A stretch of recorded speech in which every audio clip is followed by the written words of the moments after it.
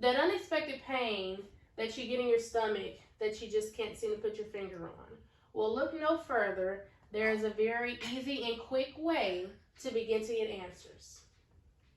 There are many different assessments that can be performed on the body, but the most easy and overlooked assessment is an abdominal assessment. An abdominal assessment is the easy assessment that can be performed with just 3 steps, such as inspection, auscultation, and palpation. First, let's talk about inspection. The very first and important step to an abdominal assessment is inspection with the naked eye. When inspecting the abdomen, the nurse should only use their eyes and nothing else. During inspection, what we're going to be looking for as a nurse is any noticeable lumps, bumps, bruises, or pulsations, or masses. The importance of inspection while doing an abdominal assessment is to detect any abnormalities, according to Charles Ferguson. Now that we've talked about inspection, we're going to move on to auscultation. The second and most interesting part of an abdominal assessment is auscultation of the bowel sounds. Auscultation of the bowel sounds is performed by placing the diaphragm of the stethoscope on the different areas of the abdomen to listen and to determine what the sound means and what it's telling us. So we do that by the stethoscope, and we're going to start at the right lower quadrant, and we're going to make a upside down U. And what we're listening for is sound, frequency, and quality of the bowel sounds.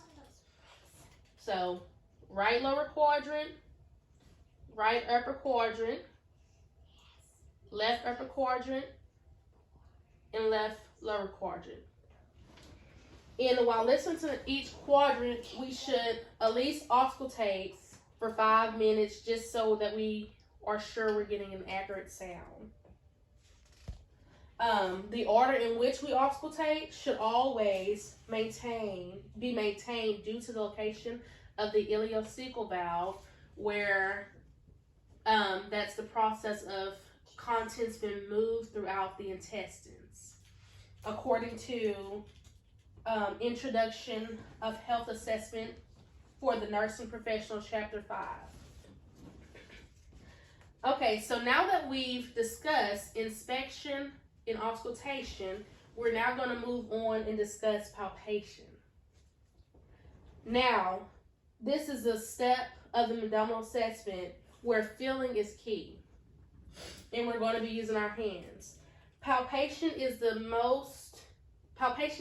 final step of the abdominal assessment and should always be performed last. And so while we're palpating, we're going to put our fingers together and lightly palpate each quad in the different areas. And to properly palpate, that's where we place our hand flat, not too firm, steady, and not too much pressure. And the purpose of palpation during the abdominal assessment is so that we can feel what we're hearing and what we're seeing. And it is the most valuable step. When palpating, we are receiving critical information about the patient's internal organs. According to Metha Marjani, MSN-RN in 2020. Okay. Today, we covered many different assessments that can be performed on the body, but one of the most easy and overlooked assessments is the abdominal assessment. An abdominal assessment is one of the easiest assessments that can be performed by just 3 steps, such as inspection, palpation, auscultation, and palpation. Now that we are more educated on an abdominal assessment, we can now maintain better abdominal care. Thank you.